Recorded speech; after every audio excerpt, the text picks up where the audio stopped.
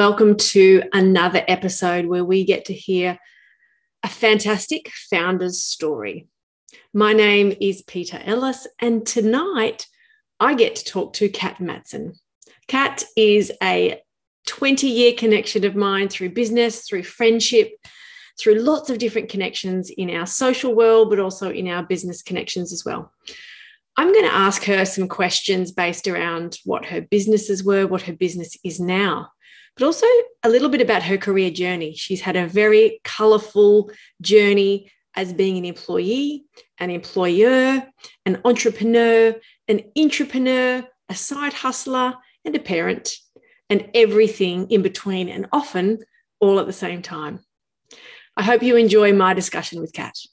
Okay, so I get to speak to another one of my very favourite long life friends, Kat Matson, who is the guest on this episode of the Founders Lounge. And I'm not even going to bother to try and come up with a title for this amazing woman, because I did a little Google search before, and I'm going to read out to you what I found a little bit later on. But Kat, welcome. Thank you for joining me for the next hour or so to have a chat. Did you want to give us the official title or introduction, or whatever it is that you go by? Now that's such a good question, isn't it? So because my official introduction changes every time I deliver it based on the context. But I guess if I was to give the overall, if you haven't met me yet and you want to know the whole package, then I'm Kat Matson. My day job is the Economic and Community Development Manager at Ipswich City Council. So I'm a branch manager there, technically responsible for about 40 staff, but more importantly, responsible for driving the economic and community development strategies for that spectacular city. My side hustle, my passion project, the thing that accidentally found me that I tend to love the most, and I try to squeeze into I don't know what hours left in the day.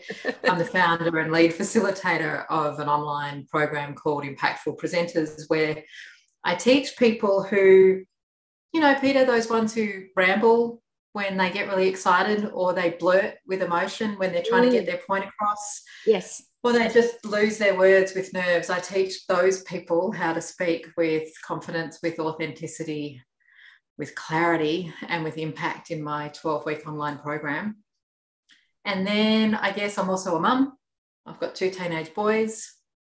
I've got nothing else to say on teenage boys. That's just that's it. Teenage boys. That's it. That's something else. And I think I wear a whole lot of other hats too, but they're the biggest ones. Yes. So when I did Google you before, now I just did this for my own research because I've known you for so many years. I think we're going on about 20 years. But I think so. And look, the key words that came up were, entrepreneurship, digital transformation, digital winner, Brisbane podcast, Apple Podcast, YouTube, speaking with, and majority of the pages of photos that have you in it with, 20 years worth of hairstyles. The majority of those photos involve bold necklaces and microphones. So there you go. They are the key takeaways. If someone was to take a glance, it's like fashion, tick, bold, tick, speaker, tick. Does like to speak, does like to be amplified. Do you think that's true? We can thank Google for that. I like that. And it's always funny hearing what other people get when they Google you, because it's different, of course, to what you get when you Google yourself. Yes. But yeah, I reckon those photos are accurate. I agree. But and then if we go to your LinkedIn profile, you talk about teaching leaders how to speak with confidence, which you just mentioned there, and clarity, authenticity. But I do believe impact is probably one of your bigger drivers, making sure that the people that you are working with are delivering impact through words, through messaging, through their presence. And obviously that ties into the type of work that you actually do, whether it's for organisations or with organisations. It's all around the impact. And I know some of the previous roles that you have had within governments and councils has been that driver of change. Would you be in agreement with all of that? Absolutely. My key my key in life, and it took me a while to articulate it, but my driving force in life has always been to not only drive impact, but to empower other people to make impact. Yes. And impact is a really interesting word, because we often talk about building businesses or, civic leadership or civic innovation. But at the end of the day, the commonality in all of that is because I want to make an impact, because I want to make a difference, because I want to do good, and so often people struggle with knowing how to make that impact. From the speaking side, it's because they can't get their words together in a way that land. From a civic perspective in local councils, it's because they can't navigate the bureaucracy. In the entrepreneurship sense, it's because, while the idea might be fantastic, the business model sucks. How do I empower people to pull together the pieces that they need so they can make the impact they want to make in the world? Yes, I 100% agree with that on all of the levels. And it's really interesting because often people are looking for something, whether it is I want to leave my job, or I want to start something new, or I'm happy with the stability of this job, but I want to do something off to the side because I want to have an impact.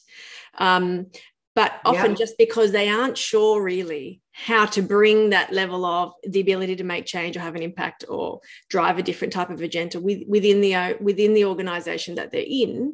But you are an advocate and probably a shining example of how maybe you can do that or do both at the same time, because this isn't the first time you've had, you've spun many plates at the same time. I don't think I've ever known you to never be doing multiple projects at one time.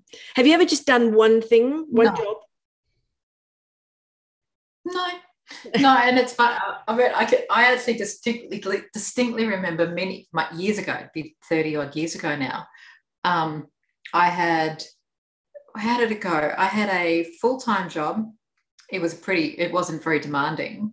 And I saw an ad for a really cool waitressing gig, and I'd done waitressing all my life, and I actually still miss it, to be honest. Yes, and because so I saw this ad people contact. Yeah. Yeah, totally. And the entertainment and all that jazz. And anyway, I got the waitressing.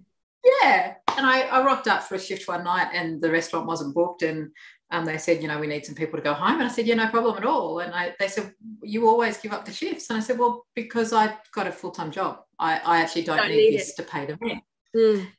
And they said, what are you doing here then? I said, it's fun. What else would I do? What else would I do from 6 till 9 p.m? So no, I've always spun many plates. And in fact, what I realised is that now the side business, Impactful Presenters, that's kind of like my art.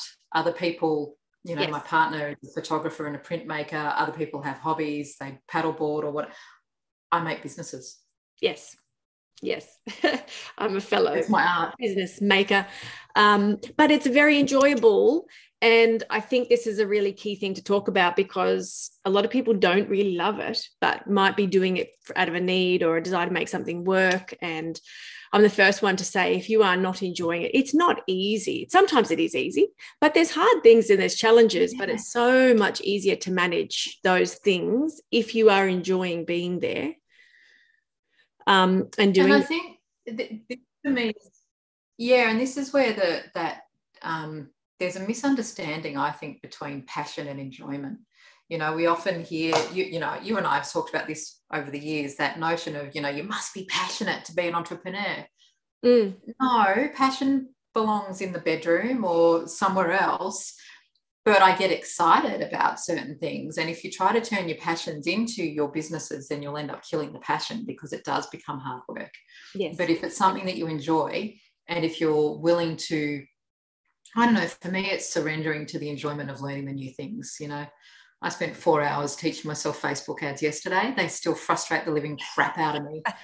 But learning how to do it. It's going to change.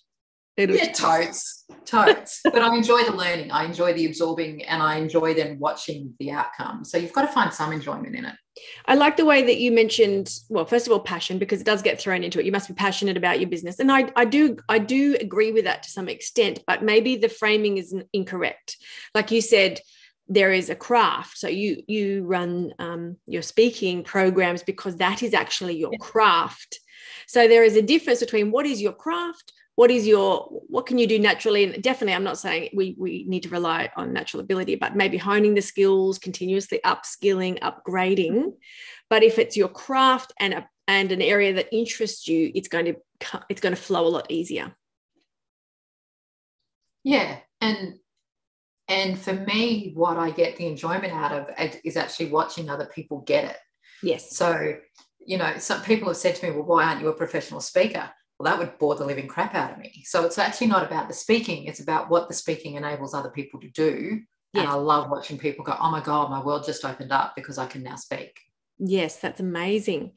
So can we unpack that a little bit? I'd love to learn more about impactful speakers and what you actually take people through. So first of all, the first question is, what is the biggest blocker to people being able to speak or speak with confidence? And second of all, what is the one thing that you wish more people would do to help them obviously get better at speaking? So the biggest thing that gets in the way is essentially what comes down to imposter syndrome. People will articulate it as nervous. They will say, I get so red, I can't, I swallow my words, I can't think straight when I feel like I'm in the spotlight. What it comes down to is that feeling of not good enough, not smart enough, not having something worthy enough to say, and so therefore getting nervous. And it kills me because they're the people who their peers come to and ask them questions because we want to hear from them. Yes, I agree. Yeah. So that's the thing. That's the biggest thing that gets in the way. At the end of the day, it comes down to what if people judge me negatively?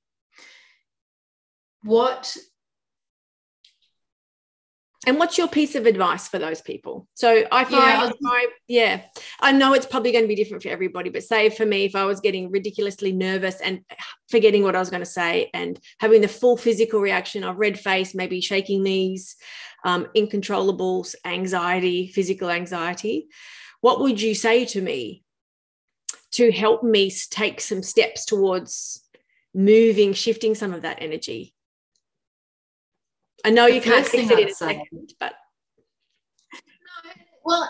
and you can't fix it in a second. There are techniques that can help manifest the physicality of it. Like you plant both feet on the ground and you take a few deep breaths and you breathe deeply. Like deeply from your belly, kind of breathing.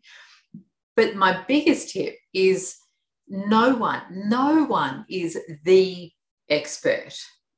But everyone does have a perspective or an insight or something to add. And all your audience is ever asking for, and by audience, I mean your colleagues, your peers, your bosses, the people that you're pitching to, or a big conference room, your audience just wants to hear your perspective. That's why they're there. Yes. Even David Attenborough, who would be considered to be the world's expert on all things nature, he would say to you, I'm not the expert. There's people who know more than me. Exactly. So, but we hold ourselves to that standard of being the expert. Yes. You're just having a conversation. You're presenting an opinion, and you're presenting a perspective.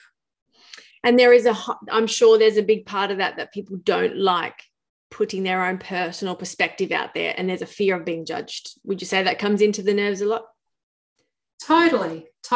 And there's also, what I didn't know when I put together the Impactful Presenters program, what I didn't know was that my primary, what I thought was a little piece, it's a framework that's called the Earn the Right that I've been using for 30 odd years. And I love that. I've listened to your podcast and I do think earn the right. I tell it through. Earn the right.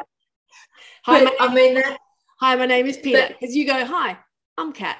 And so I now say, hi, I'm Peta. Because Kat told me to say that. I have to earn the right. You have to earn the right, but that earn the right piece is not just about earning the right with your audience. It's reminding you of all of the shit that you know. Yes.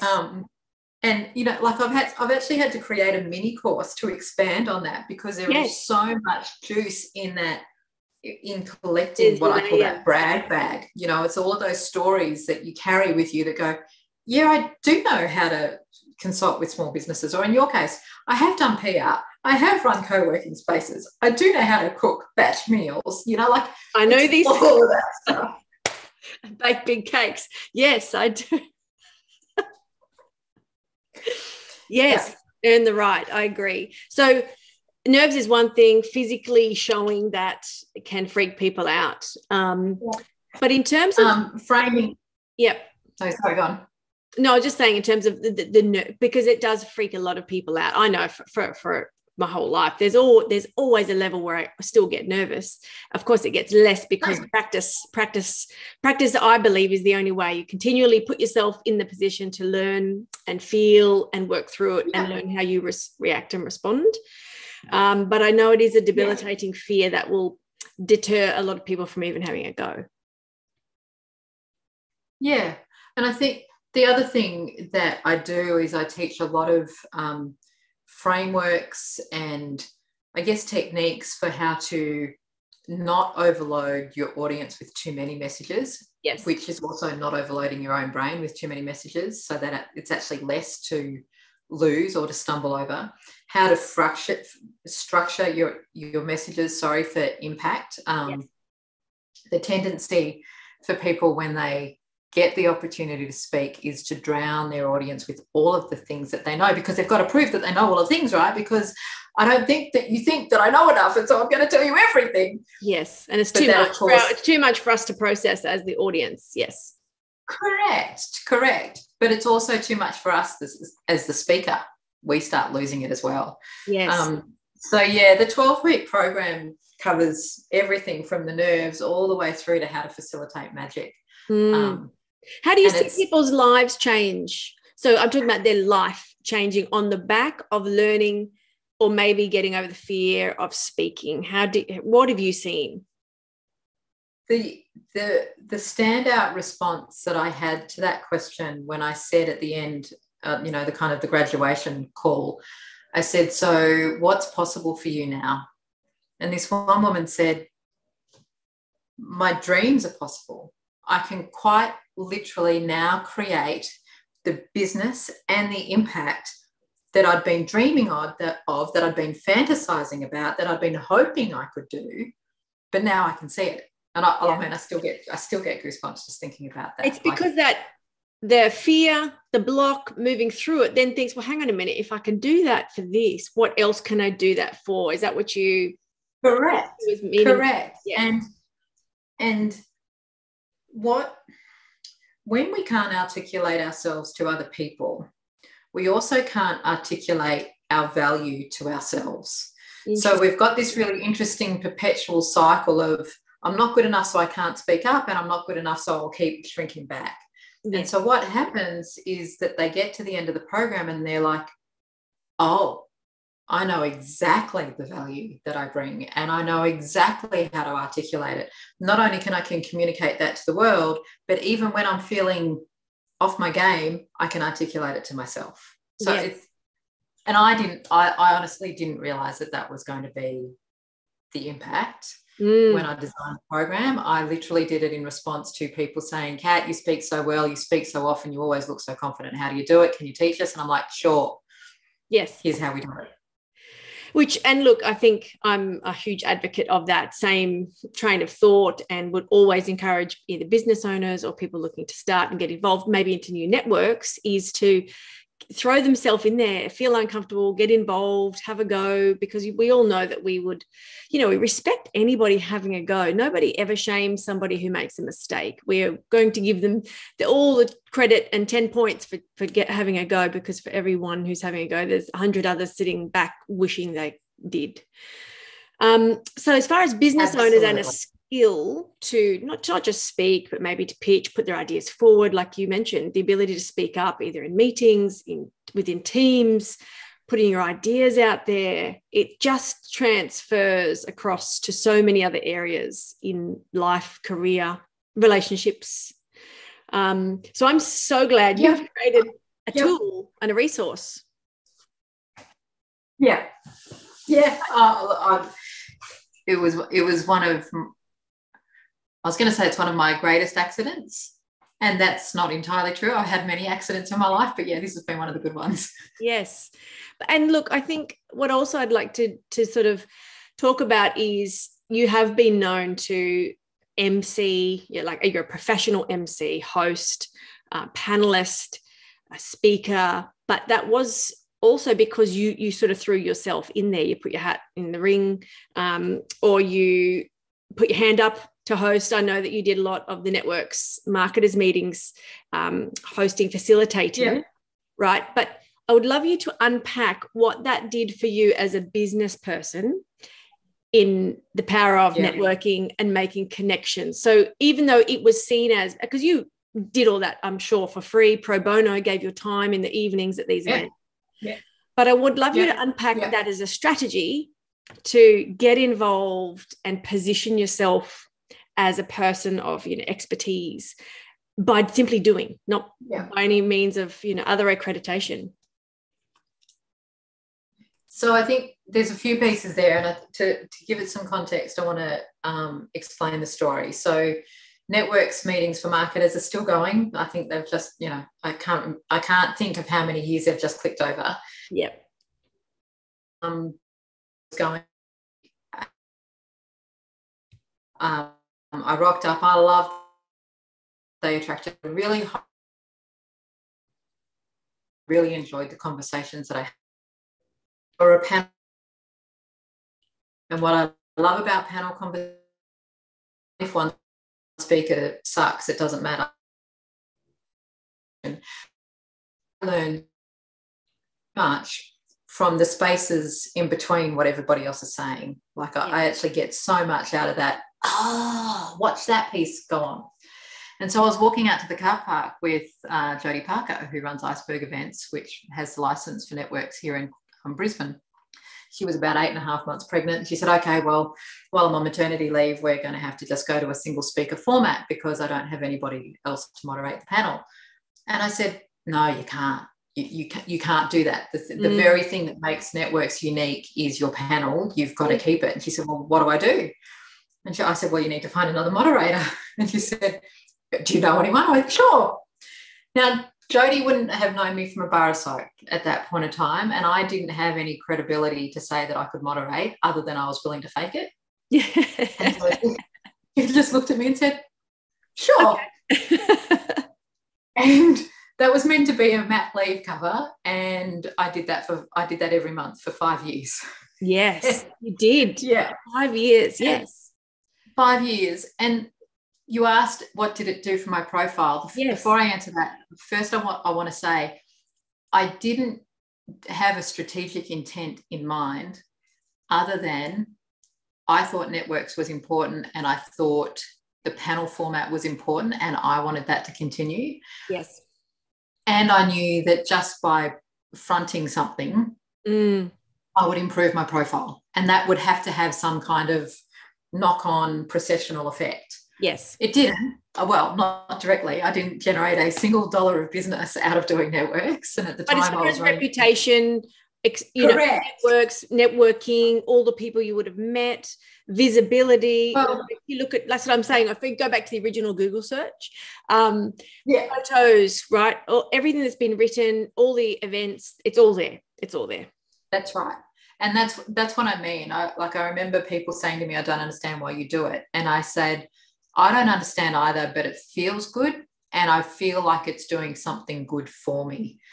So it's one of those accidents. And then when it came time to where it really landed, like where I kind of went, and that's why I've been doing this for the last 5 years, was when the role of Brisbane's Chief Digital Officer came up, and somebody had sent it to me. And I looked at it and went, oh, yeah, that'd be fun. And I thought, oh, no, but I can't do it. I can't do that. I'm not qualified enough for blah, blah, blah. I think I sent it to you. The more I looked at it, I was like, someone who'd be good at it. Yeah. And one of the key things that helped me get that role was that I did have that profile. I did have that recognition. I did have that reputation in the market. And even though I was, and network. a digital specialist by any stretch of the imagination. I had demonstrated my ability to pull together ideas and make sense out of them. And I demonstrated my ability to take big business concepts and apply them to small businesses. And I demonstrated my ability to make shit up as I go along, which was the next 7 years of Chief Digital Officer role. But it worked. There was very impactful. It was. The city progressed a lot in that time. So what an amazing position to be involved with, right? And I would say you had no formal training for that role, right? No. So in terms of the willingness to get involved, put your hand up, keep trying and extending yourself. So I think I love your story simply because it is that I'll keep doing, and I'll keep saying yes. And I think maybe only now you can start to pick and choose what you want to do. But it all has one thing led to the next thing, led to the next thing, led to the next thing. Yeah, a series of beautiful accidents and serendipities. And when I met you, you were an entrepreneur, meaning you were employed, running your own business. And it just goes to show you can toggle between have a business, be employed, sometimes do both at the same time. There is a lot to be said, and there is a lot of people who do not speak highly of this and say your inability to focus, you should focus on one thing. What do you say to that? I call bullshit on that. Yes. I call bullshit on that. And there's a couple of reasons why I call bullshit on it. One is because personally, for me, having been a business owner, having been a struggling business owner, having been an employee, and now being an employee and a bureaucrat at that, thank you, like supposedly the complete antithesis of an entrepreneur. Yes. But being an employee at the same time as being a business owner, quite literally simultaneously, I am far more creative. Yes. Far more creative and far more willing to take risks in my business, knowing that my rent is paid and knowing that I can put food on the table for my kids than I would be if my business had to provide, if it had to pay the bills. Yes. That's all there is to it. And I actually said to you last year, or I said a comment, I hope your business goes really well so you can leave, full-time employment. And you came back and said, no, I love full-time employment. I also love my business, but I like creating change, and change can only be made from the inside, which I loved. Yeah. Because how it works. You've got to be able to play the game. So at the moment you're playing the game of change, but you need to be on the inside to do that. Yeah, you can't change the system by yelling from the outside. And I learned that the hard way, particularly as Brisbane CDO, trying to bridge that gap between the entrepreneurial system and the government system. Yes. Everyone needs to play. There are roles for everyone, but criticising the institutions that buy or that make policy, it's actually not about, even those of us who sit on the inside of the institutions, we know that it sucks. But you can't just click your fingers and change it because it sucks. There's a good reason why there's processes that stop that kind of shit happening. So you are currently now employed by the Ipswich City Council. Can you explain to me what your role is there? Like you said, the wonderful city, and we both have a very unique connection to that city. So I'd love you to explain what you work on out there. So I've been there for nearly 2 years now. I joined not long after the new council was voted in, after a period of where the council had been placed into administration because of a whole lot of other nasty stuff that had gone down. And my role is a new role insofar as it's a merge of the economic and community development sections within council. That's actually pretty unusual for council to put those two pieces together, because normally councils have economic development, which is all about your investment attraction and your entrepreneurship and your innovation and all the things that drive financial return to the city. And then your community development sits almost as the antithesis to help those people who aren't part of that money-making piece.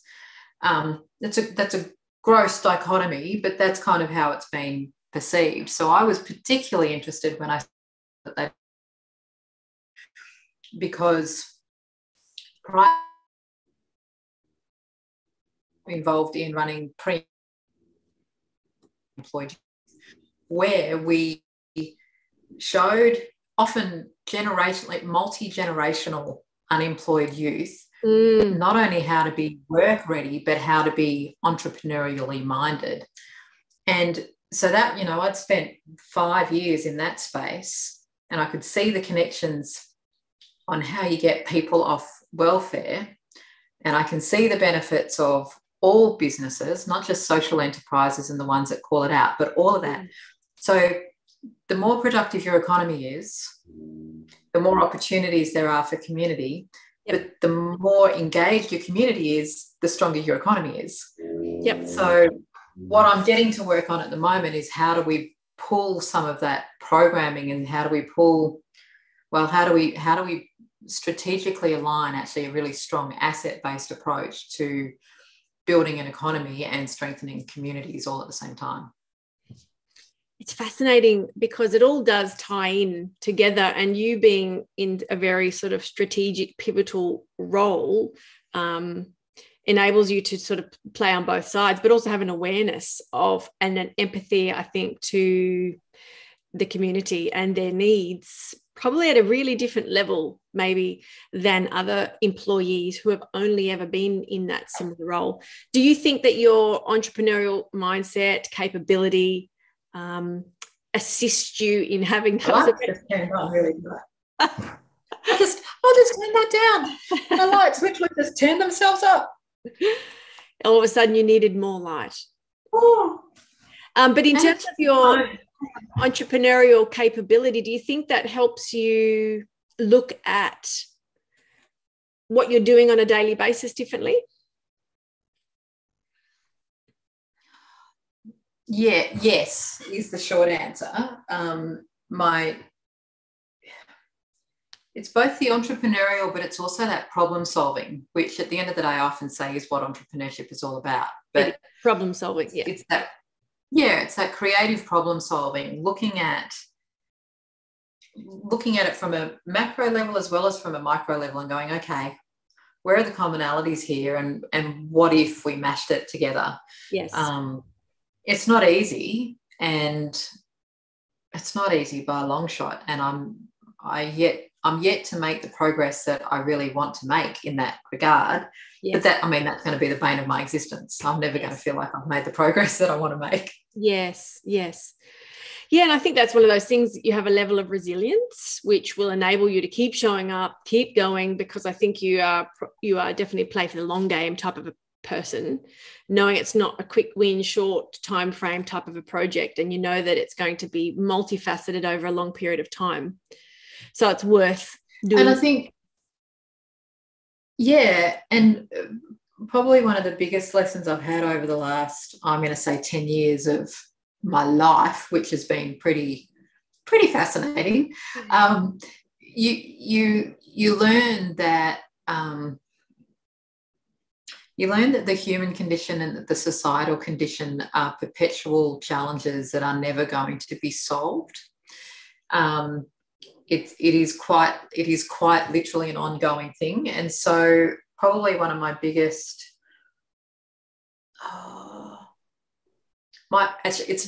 I'd say it was an epiphany, except I feel like I have to have it on a regular basis. But my regular epiphanies are: you don't have to fix all of it. You just have to make a bit of progress. Yes. And my measures of success now aren't fixing all of the problem. It's just connecting people and empowering people to fix the problem a little bit better themselves, but recognizing it's never going to be done. Yeah. Agree. And like you said, you need to keep having the epiphanies on repeat to remind yourself of that thing, because once isn't enough. You have to keep going back. Never. No. Wouldn't that be nice? Wouldn't it? So, I mean, look, huge work projects, long history in in the industry of creation and making change and driving for impact. But aside from that, you're a mum and you have two beautiful boys. How do you make all of that work when you are in a space where you've got big agendas and big projects working in the background, yet you still have to come home and deal with teenage boys, or they haven't always been teenagers. So how do you compartmentalize your time to be able to do all of this? That is a spectacular question, and I'm not entirely sure I have an answer. Because there is no compartmentalization of time, and maybe that is the answer, that there's no such. Not compartmentalizing has been a key to what I've been able to do certainly in the last few years since I've become a full-time single mum. I've never been a subscriber to that notion of work-life balance where work finishes at this point and life, like it is work-life integration. For me, it's all one expression. Yes. When I have deadlines for work, then I focus on the deadlines for work. When I have deadlines for the business, then I focus on the deadlines for the business. The funny thing is your deadlines for parenting are rarely pre-warned. They just freaking happen. I've got this thing on tomorrow. Can you find that uniforms like 8 a.m. in the morning? Let me just find that one for you. What do you do? But I think some of the things that I have done from a really practical perspective is that I outsource my cooking. So I actually, instead of hiring a cleaner, I've hired a woman who cooks a week's worth of meals for us and puts them in the fridge. Amazing. And how did that change your week? Talk me through that. So good. It's like having an amazing person at home to cook. It changed my life in a couple of ways. First of all, it meant that I could leave work at 6 o'clock, which is often when I do some of my best work, like after everybody else has left the office. And the emails stop coming in, the phone stops ringing. Yep. Yeah.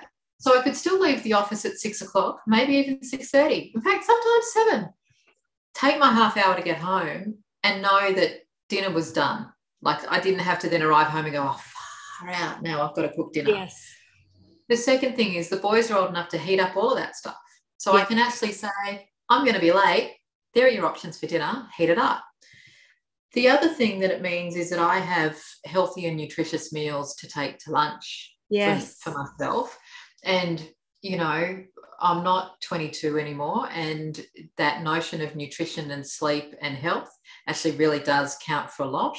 I've done a lot of work on my nutrition in the last probably 6 months. And what I'm now able to mentally take on because I'm optimally healthy is a game changer. So, having good meals. Who knew? Yeah, absolutely. So the health, the planning, but also the mental load of that, the thinking, the shopping. As you know, I'm a huge advocate for this, of having the plan and the structure and all the things. Yeah. And, I have the ability to probably of more time. And, that's something that I've always been disciplined in, the art of preparing in advance. But I do know the effect when it's out of balance. And like you said, when you need to show up. Yeah. And when you're on. So any way that anybody can structure a routine that helps them perform in such a way that keeps the family and yourself happy, I'm a fan of. Yeah, absolutely. And letting go of stuff that doesn't matter. I think that's the other thing, not buying into the guilt of what you should be doing or shouldn't be doing. So, I made the decision the first day of prep that I was going to be one of those women that all of the other mothers looked at and gone, why doesn't she do anything? Why doesn't she help out at tuck shop? Why doesn't she show up to reading? I made the decision that I would be that woman. And so and you're fine with that. Totally fine with that. Totally fine. Yeah, that's not where I do my best work. That's not my contribution to society is not helping out at school. It's in other places, and I'm fine with that. And that's a really... I don't rock up to parent-teacher nights unless I'm specifically asked to. And then I say, can we have a call? Because I don't want to rock up to a parent-teacher night. Oh, it's, you know what, it's everybody has a different perspective. They have a different lived experience of this, but we are often framed and shaped with the shoulds. What other are some key shoulds that you say, I'm not doing that one, I'm not going to buy into that, and happily doing things a different way? Because I can't imagine that you would someone to conform to the majority of the things. I have plenty. When it comes to the mental load, as much as I hate the state of my boys' rooms, like, they are disgusting. They are beyond disgusting. But I'm not going to put energy into it. If that's how they want to live, that's fine. And when I don't have any dishes left in the kitchen, when I don't have any teaspoons, like is the case at the moment, I say, right, all the dishes need to be out and they all need to be in the dishwasher. Every now and then I lose my shit and go, you need to clean up your rooms, but that's still not really a clean up the room. But I just don't have that be a thing. I've let go of perfect housekeeping. The boys do the key chores in the house. Yes. Does that mean my bathroom is as clean as I would clean it? No. Do I care? No. Yes. Same with the vacuuming, so I certainly let go of a lot of those shoulds. What else? Probably one of the other big ones was that I let go of what I thought the boys should or shouldn't be doing online. In an age where we're very much told that, too many hours online is bad for them, I listen carefully, particularly when I'm home, to how they're interacting with their friends, to how they're talking. I'm watching how they're interacting in life. Yes. My boys spend way more time in front of their screens than is what is recommended. Yes. And I'm okay with that because, one, it's one less argument that I need to deal with, but two, I'm watching them still be normal human beings, and that's their world. That's what's changed since I was a kid. Yeah. And that's okay. Yeah. It's fascinating. And I think it's really nice to hear from another parent who's in we're all in the same boat. There's always a battle around screen time, online time, who should be doing this, shouldn't be doing that, tidy rooms, not tidy rooms, do the dishes, do the chores, help out, not help out, where to spend your time, do we volunteer at the school, don't we? And everybody has a different perspective, but I love hearing different people's reasoning why, because I think even if someone was just to hear you say that, it's like a permission slip. It's like, wow, I didn't know I could say no to that or own the position that I don't really want to get involved there. So thank you for that. You need to pave the way, because if we don't share the stories, we get stuck in the should frame so many things. And the reality is we can't actually be everywhere. We can, but maybe not showing up authentically with, a fully present self and delivering what we could deliver to the best of our ability. Yeah, correct. And the things that are shoulded on us, I think 9 times out of 10 come from a place of old expectations and old constructs that haven't caught up. And at the end of the day, my key measure is somebody dying? Is somebody going to get hurt? Or is this going to be the end of the world if this doesn't happen? And if the answer is no to all of those things, then it's kind of like, okay, well, we can probably chill out a little bit.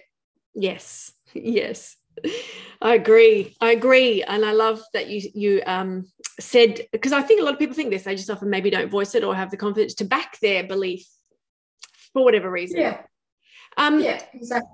You've dabbled, like I've mentioned, entrepreneurship, had your own business, small business, medium, large enterprise. There are a lot of people, especially now, looking at life a little bit differently in terms of quality of time with family. Where do I want to spend? How can I have an impact?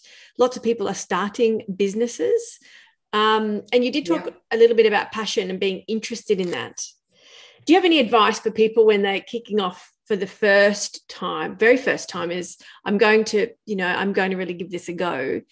What to look out for? You've met a lot of people in business. What are some key things that you see work in terms of, is there some key things within people or an idea that you think, yes, that is definitely something that's going to work, or maybe even flagging when I don't think something's going to work simply because somebody's attitude or anything like that? That's very generalist, by the way. There's so many things to say. How I know it's not going to work is when somebody says to me, I've got an idea for an app.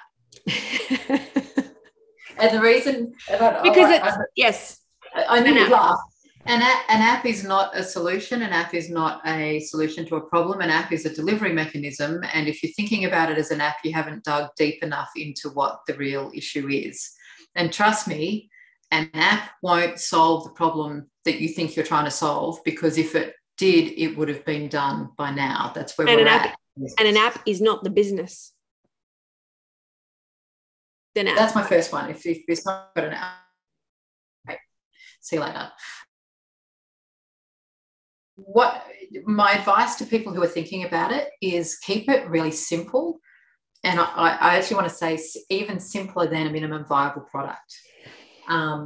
Sell it, sell a unit, sell a something, sell a concept. In my model, in fact, I literally just did this 3 weeks ago. I had graduates of the Impactful Presenters program. They all wanted more. I could feel it. They'd kind of been saying, well, what do we do after this? And so I did what I call a founding members launch, where I literally said, here's my, this is what I'm thinking. This is what it would look like. This is what it will cost. I don't know what it looks like yet, but here's what I'm willing to guarantee for the next few months. Who's in? I had 10 people sign up. I was just like, oh, well, there you go. So there's a new business. There's a new product line. But I did not have a sales page. I did not have a landing page. I did not have any content. I even apologized on the checkout page because I was able to spin that up really quickly because I've got the platform. But I even said, remember how I said this is founding member? Yeah, that's what I mean. Click the button here and you'll get, keep it basic. But there's nothing more... there's nothing that's going to get you to create content quicker than 10 customers who are waiting for it, right? Correct. But more so, nothing will hold you back from launching than getting your logo perfect, than getting your website. And you will, by that stage, you've dropped thousands of dollars into something that you don't even know if people want yet. Keep it so simple. And in fact, I'm still running on really simple platforms for Impactful, but the numbers keep going up. I keep looking Doesn't matter. Record content. Doesn't matter because people are still buying. Because they want your content and they want access to you. You're not selling a technical platform. So why focus on the technical platform for now, right? Of course, for scale later. Yeah. That's what you want. As I'm scaling and when I've got key marketing elements in place, when my launch process is repeatable and predictable, maybe. But again, I've got limited bandwidth. It's until focusing on what matters to the customer and focusing on what makes a difference to the purchasing decision and then to the satisfaction is the key thing. But even the satisfaction piece is fascinating because 9 times out of 10, particularly for women, 9 times out of 10, the things that satisfy our customers are about 1/10 of what we thought we needed to give them. It's true. It's true. It's surveyed them enough to find that out, right? And often we only find out at the end. But that's why we need to keep going back and doing more. It's like, okay, deliver, ask, redefine, iterate, go back. That's the whole, literally, it's a lean startup methodology is test, measure, learn, test, measure, learn, test, measure, learn, over and over again. Over and over again, over and over again. And I think my other thing is find that, your question was, what's my advice to people who are wanting to start out? Find your tribe of people who speak the same language of you when it comes to this stuff. Yes.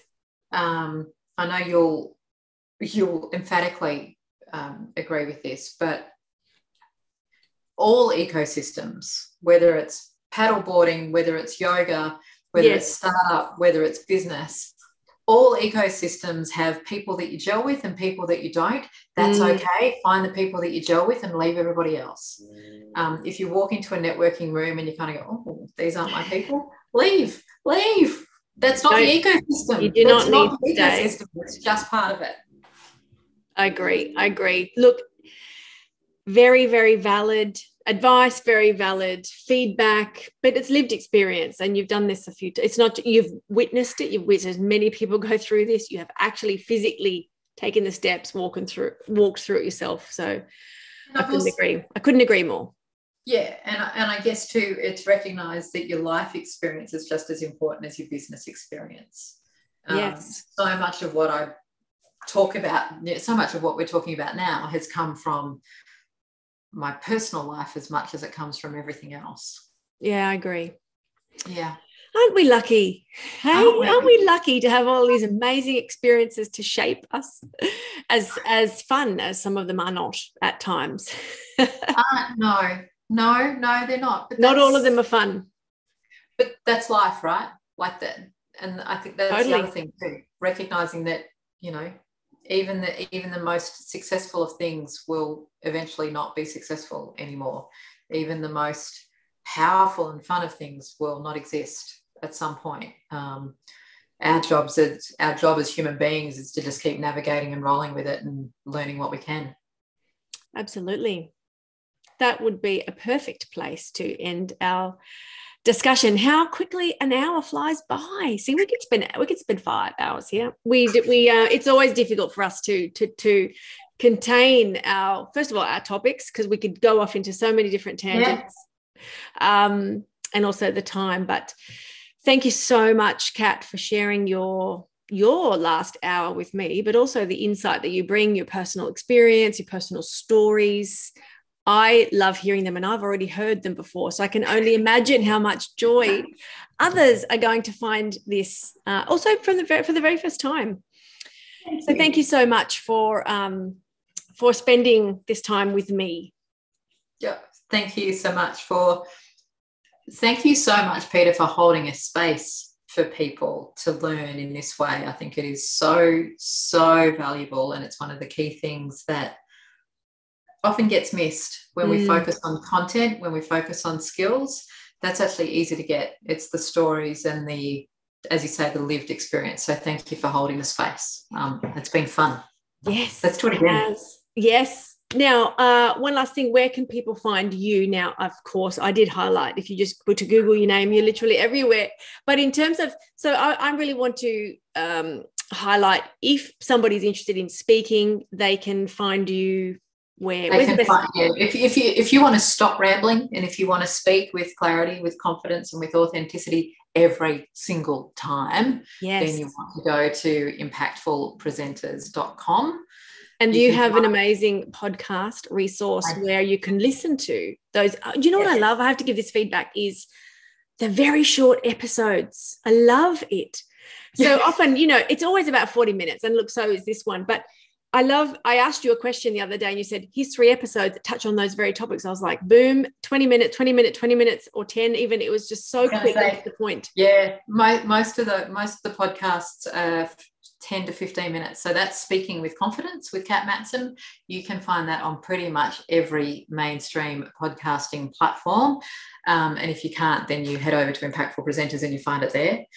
You can find me on all of the not all of the social media channels, all the old social media channels. LinkedIn. So what, you're not TikToking? No, I'm not TikToking. I'm not TikToking. And if you want to join my community, my free community for more tips, and you can also find the Speaking with Confidence Facebook group. So it kind of accompanies the podcast, but you can ask me a question. You can say, hey, Kat, I've got a presentation coming up in a couple of weeks. How do I prepare?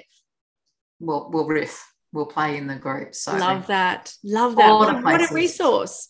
Right. So good. Thank you, Kat. I will wrap this up for the very last time. Thank you so much. Please do follow Kat and connect with her on those platforms that were mentioned. And I will also include all of the details here on the official show notes on how to connect with Kat on all of the platforms that she's present on. Thank you. And I don't know what happened to my lights then, but, I love this white glow that I've got going down. So please know this is what I look like in real life. I love it. So there you have it. I promised an action-packed, information-packed, inspiration-packed episode with Kat. And I am confident that you will agree she delivered on all of those points. And as you can see, and I really do hope that the takeaways are, there is no one journey for not only our career, our entrepreneurship journey, our business owner journey, or somebody who wants to change things up and do things differently, who wants to integrate family life with business life. Like she mentioned, there is no such thing as work-life balance. There's work-life integration and how you manage that. But I do hope in all of these episodes, like the one tonight with Kat, that you take a little bit away from those discussions that maybe you can apply to your own life and your own journey. Often we don't know what's possible until we see someone else doing it or hear from somebody else's perspective and experience on how they did things. It might give us new ideas on how you might want to do things differently in your own life, or when you're thinking about maybe starting a business, or could you possibly be entrepreneurial inside your own organization? Can you stay where you're working and launch something on the side? Can you launch something on the side and then go and get a full-time job? Hopefully Kat's story inspired you to look at things a little bit differently. I will share in the show notes the different ways that you can connect with her, but she did highlight some really clear ways in which you can reach out to her. I do encourage you to go and find her podcast on impactful speaking and speaking with confidence. Even me, who is somebody who speaks regularly, I still listen to her episodes and I will find value in every single one every time.